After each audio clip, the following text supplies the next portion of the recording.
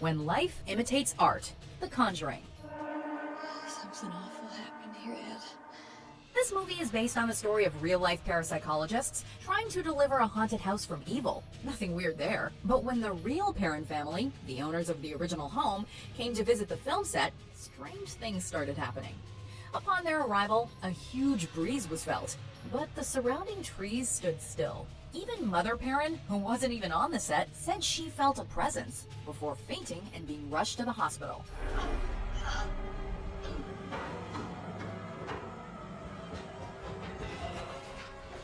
Number 9. The Haunted Alarm Clock. The Exorcism of Emily Rose. Emily?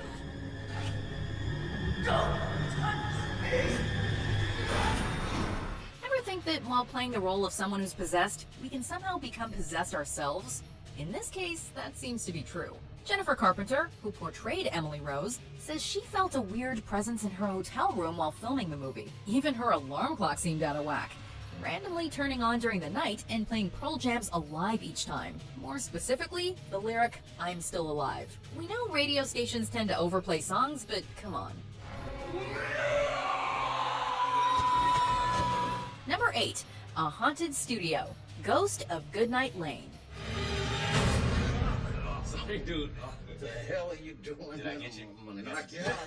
This film is the perfect example of a story within a story. In it, movie theater employees find one of their coworkers stiff as a board, seemingly killed by a ghost. And the real story isn't that far off. Back in the 1800s, 5 people were killed in the very building the movie was being shot in. I used to live here. Terrible thing that happened in this house. Crew members said they often felt a presence, and lead actor Billy Zane was given the ultimate combo. Ghosts screaming his name, flashing lights, and pieces of the ceiling almost collapsing on him.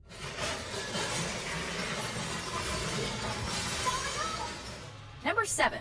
From Skeptic to Believer, The Possession. Sometimes even the biggest cynics can be converted. In this movie, Jeffrey Dean Morgan, known for his roles on The Walking Dead and Supernatural, plays the father of a little girl possessed by a Dybbuk demon trapped in a box found at a garage sale. Though he wasn't initially a believer in paranormal phenomena, he quickly changed his mind during the making of this film. He claims he saw lights exploding for no apparent reason and felt ice-cold breezes during ghost scenes. Soon after production ended, the movie set caught fire, destroying all the props, including the Dybbuk's wooden box. Firefighters never were able to determine the source of the fire.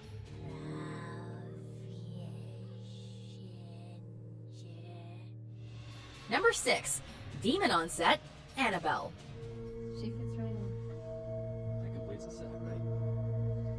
Yes, it does. A spin-off of The Conjuring, Annabelle is based on a real investigation conducted by Ed and Lorraine Warren, and the demons seem to have left a trace on set. Just as they were about to start filming a scene, director John Leonetti noticed 3 markings on a dusty window, just like the 3 fingers of the demon in the film. Producer Peter Safran saw his movie become a little too real when a light fixture fell on the actor playing the janitor, in the exact spot where the demon kills the janitor in the film.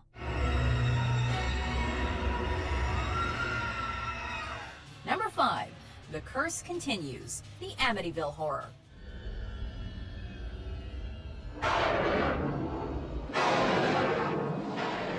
Since its debut in 1979, the Amityville saga has had many spin-offs, including a miniseries. But it was during the remake of the original movie that the line between fiction and reality became blurred.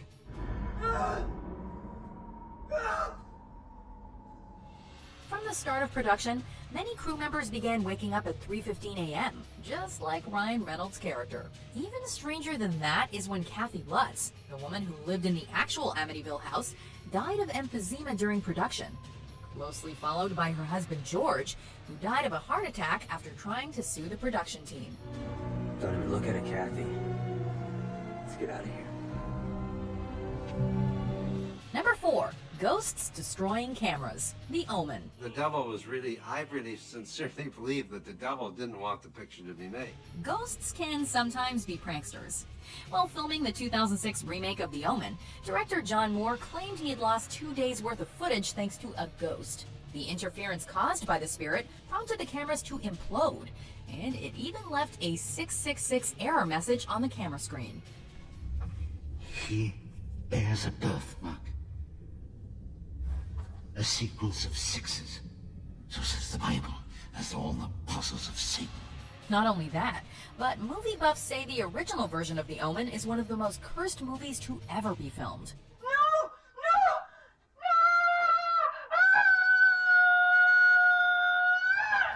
In fact, many crew members died from unexpected circumstances shortly after it was released. It's our special effects man. He had a beautiful girlfriend. He was driving and had a head-on accident and beheaded his girl. And John is the one that he invented the beheading of our picture.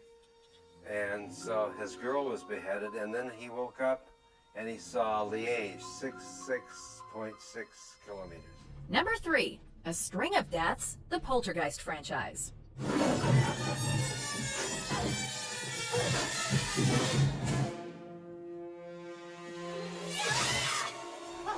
Poltergeist is one of the most terrifying franchises in movie history, and the horror doesn't simply take place on screen. Actress Dominic Dunn was strangled to death by her ex-boyfriend the same year the first movie was released.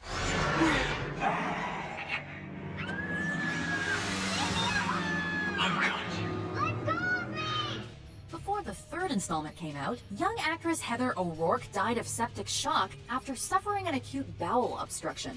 These deaths would haunt those who took part in the series. The blame was put on the props used, such as real skeletons, which are believed to have cursed the franchise. Number 2, the haunted dress, introducing Dorothy Dandridge. I said take them. Be careful who you borrow clothes from. Halle Berry learned this lesson after filming this TV movie. To get into the groove of portraying Dorothy Dandridge, Halle Berry brought home a dress once owned by the real-life diva. While trying it on, she found it strange that the dress fit her perfectly, as if it were tailor-made for her. She claims to later have heard water boiling and seeing a doll's dress float in front of Dandridge's.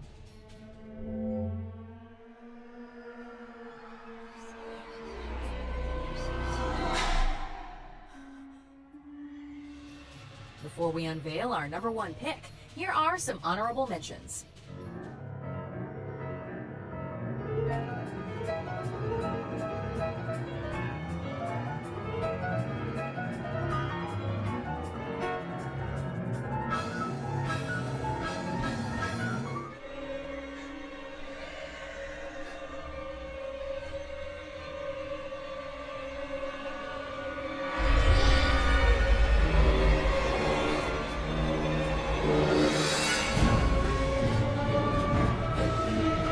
Number 1, the ultimate obsession, The Exorcist.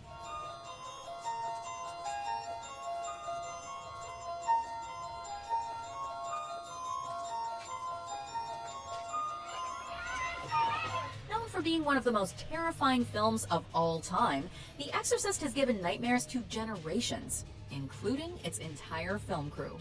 Director William Friedkin had to have the set blessed by a priest many times, but the house it was filmed in still ended up burning down, delaying production by 6 weeks. The only room to survive the fire was that of the possessed little girl Reagan.